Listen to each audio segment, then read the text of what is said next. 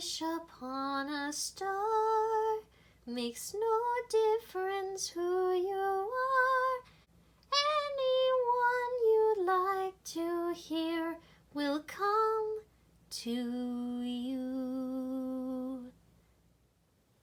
Aloha! We are now here to explain some Lilo and Stitch characters. Ready? Here we go. We start with Lilo herself. Something about Lilo makes you want to hug her. She's a cheerful, adorable, die-hard Elvis fan and a passionate aficionado of all things bizarre.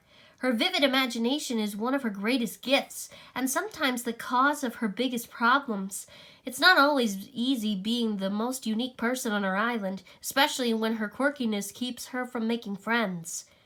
Although Lilo seems fiercely independent for a 6-year-old, she's also extremely vulnerable, especially regarding the issues of loneliness and abandonment. Ever since the death of her parents, everyone has been treating Lilo differently, and she knows it. The only thing she wants more than staying with her sister Nani is finding a friend who won't leave her. Lilo finds more than she ever could have hoped for in Stitch, a creature who also just wants to be loved. Did you know that? Lilo's name can mean both lost and the generous one in Hawaiian. And Lilo enjoys feeding peanut butter sandwiches to her fish, Pudge. Now you know. This is Nani. Nani is Lilo's older sister. After the death of their parents, Nani became Lilo's legal guardian, which is a lot of responsibility for a young woman who used to enjoy carefree days of dating and surf championships. Now life is a pressure cooker of daily challenges as Nani tries to hold down a job, raise a small child, and elude the constant scrutiny of the Child Welfare Department, so she can maintain custody of her little sister. The most important thing to Nani is keeping what is left of her family together. Meet David. David is a strapping tan 23-year-old Hawaiian surfer. Those who might assume he's just another addled, dim-witted surf dude will find themselves mistaken. Behind his calm demeanor, David is quite intelligent, with a quick wit and slightly odd sense of humor. David and Nani used to date, but the pressures of raising Lilo have forced them to be just good friends. David earns his living as the fire dancer at the hotel where Nani works as a waitress. He has been known to burn himself as well as parts of the restaurant while throwing his torches around. And here is Stitch himself.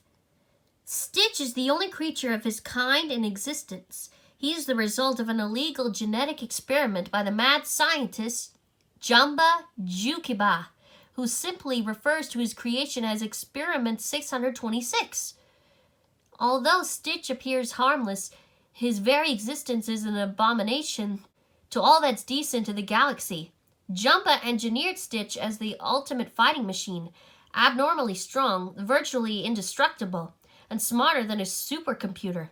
Stitch cannot control his pre-programmed urge to destroy until he finds the one thing he has never known before, a family.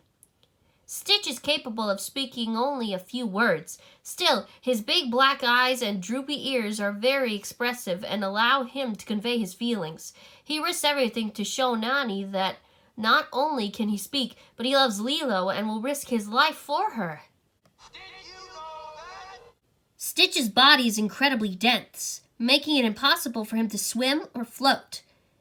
His favorite book is The Ugly Duckling, and was not originally supposed to talk, but when the filmmakers realized the story hinged on his being able to express himself at the film's end, they began developing his voice. Now you know. Meet Cobra Bubbles. Cobra Bubbles is the ultimate social worker. He is a no-nonsense, cunning, unshakable master of the art of child welfare. Nani and Lilo have already worn out quite a few other social workers, so the system has sent in the big guns. Despite his professional demeanor, Cobra soon finds himself both baffled and charmed by Lilo's quirky personality. He struggles to remain impartial as his affection for the two sisters grows. Cobra's methods may seem harsh, but he truly wants what is best for Lilo, even if it isn't staying with Nani.